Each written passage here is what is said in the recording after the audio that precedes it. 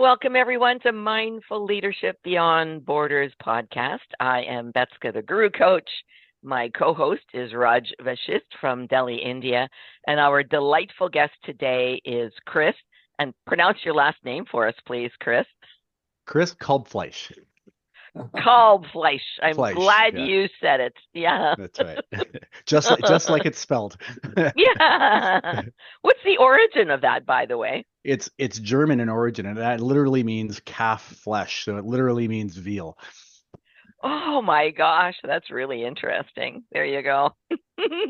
So let me tell you more about Chris. He received a master's degree in statistics from Western University. I'm assuming you mean in London, Ontario. Yeah. Yes, exactly. Yeah. Okay. In 1994, and then a CFA in 1997.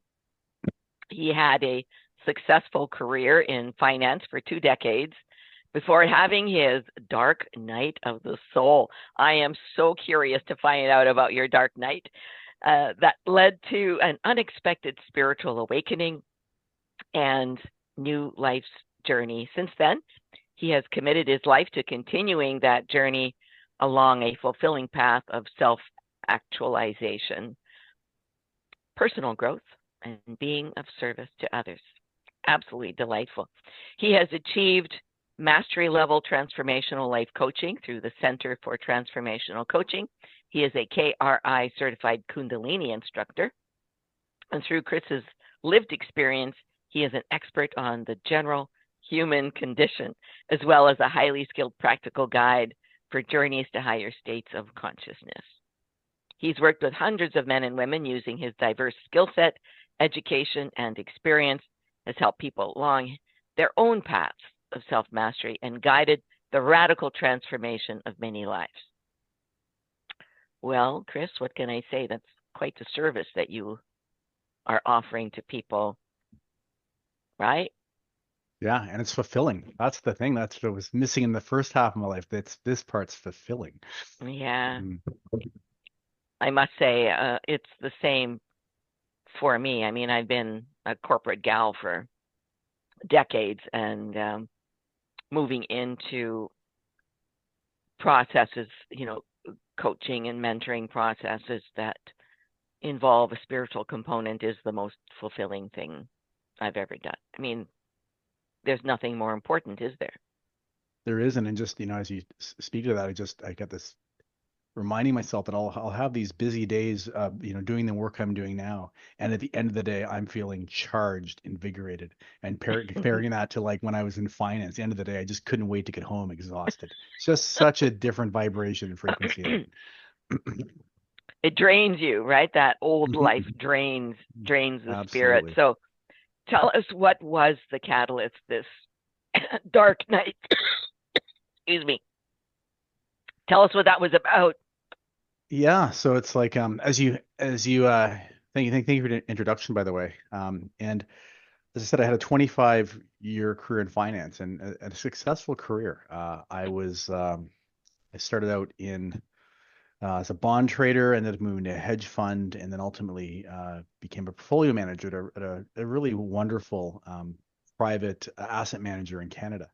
And for the majority of that, probably up till I was around 45, I would be the kind of person that would jump out of bed in the morning, couldn't wait to get to work, loved being part of it. Like it was my whole identity was around being this person in finance and doing these things and being a family man. And that's like I was happily in that identity. And something happened around the age of, I don't know, early 40s, mid 40s, who knows when exactly it happens when I've looked back at it. But uh, that desire to get out of bed and go to work started to diminish a little bit. My able to be present in my life started diminishing ever so slightly, and it just started compounding. And somewhere in there, alcohol showed up in a really destructive way to try to fill that void that was happening. So it's like I like to put it this way. It's like on the outside, my life kept looking like a 10 out of 10 and going to 11. Like I was getting promoted, I was still being successful, but my inner state was just continuing to erode and decline. And it was, it went from nine, I went from 9 to 5, and then by the time it was all finished, it was like negative something. And this period went on from about 45 to 49.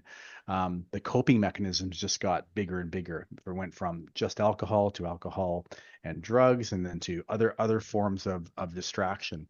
And I finally hit this. I finally hit this place in when I was in 2019, when I was 49, where I couldn't deal with this contrast anymore, and so I started looking for these solutions to what I needed to do to change things. So it started out by I left my relationship thinking that was the problem, and of course it wasn't. It was just things just got worse. Then I took a leave from absence thinking, well, work was the problem, and of course that wasn't the problem. Things just kept getting worse, and in this period from the start of 2019 to the end of 2019, I was at the start of it. I'm managing a huge team at a company. I'm the board of directors. I have this career and lifestyle that I never even imagined when I was younger. As a family man, coaching sports, doing all these things in the community. And by December 2019, I was without a job, estranged from my family, basically had no friends, and ended up in a jail cell, potentially facing 12 years in prison. And that was Wow. my bottom. And Mm. that was where, from there, I ended up going to a treatment center, and this the start of this process of my spiritual awakening. My spiritual awakening began that first day in a treatment center, when I started reading the Big Book of Alcoholics Anonymous, as well as Mm. diving into some of the Kundalini Yoga stuff that I'd started investigating. And Mm. from that point on, everything in my life began to change. Wow, what a story. Why did you end up in jail? For assault in First, a drug and oh, a drug induced psychosis. oh my And goodness, yeah. it ended up being all of it. All of this ends up being, as we look back at it, as from transformation, all these things that get you to that place where you're ready to say, I give up. I can't do Mm. this myself anymore. Yeah. I have to let go of this identity. Something else has to change. That was the thing that brought me to that place where I was saying, I fully surrender. I'm ready to let go, and Mm. I'm ready to let something else come into my life and take over. Mm. Right. And that thing showed up. Wow. That is what a great story. And you were one of the lucky ones to survive, right? All that addiction. You know what I Absolutely. mean? Yeah. Yeah. A lot of you were, and I mean, a lot of people go to these addiction centers, but nothing changes. But you were Absolutely. determined, Yeah. weren't you? Yeah. Determine, yeah, it's like I look at the stats, and I'm glad nobody told me the stats when I went, because it's about 10 or 15% of these people that go to these Yeah. centers actually end up making it. And again, I'm so Yeah. grateful to be one of those people that when I got there, Wow. I was open enough to receive what I needed to receive and start moving on and rebuilding my life in a whole new direction. Mhm. Only 10 to 15%. Wow. Well, at least we save a few lives, But 10 yeah, to 15%. that's I still a lot mean, of we have to, people. That's still a lot of it's still people. a lot of Yeah, people. yeah. Yeah. Wow. That is really interesting. So you mentioned Kundalini Yoga. So how did that play a role in you overcoming your addictions? Tell Yeah, us and that and this story.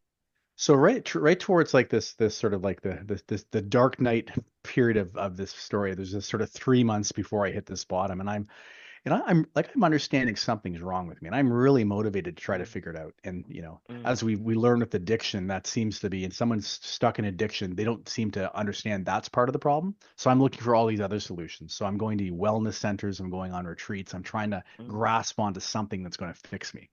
And Mm. one of the things I got introduced to right in that time was Kundalini Yoga.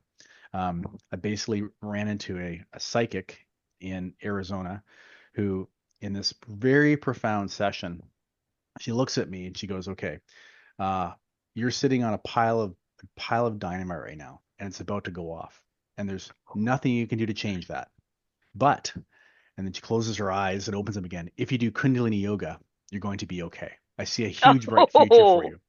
So wow. you'll have to understand this. I'm this point in time. I'm 49 years old. I have never done yoga before. Like I'm Mm. so far from being spiritual. I'm probably an atheist. I'm not spiritual. I've never done yoga.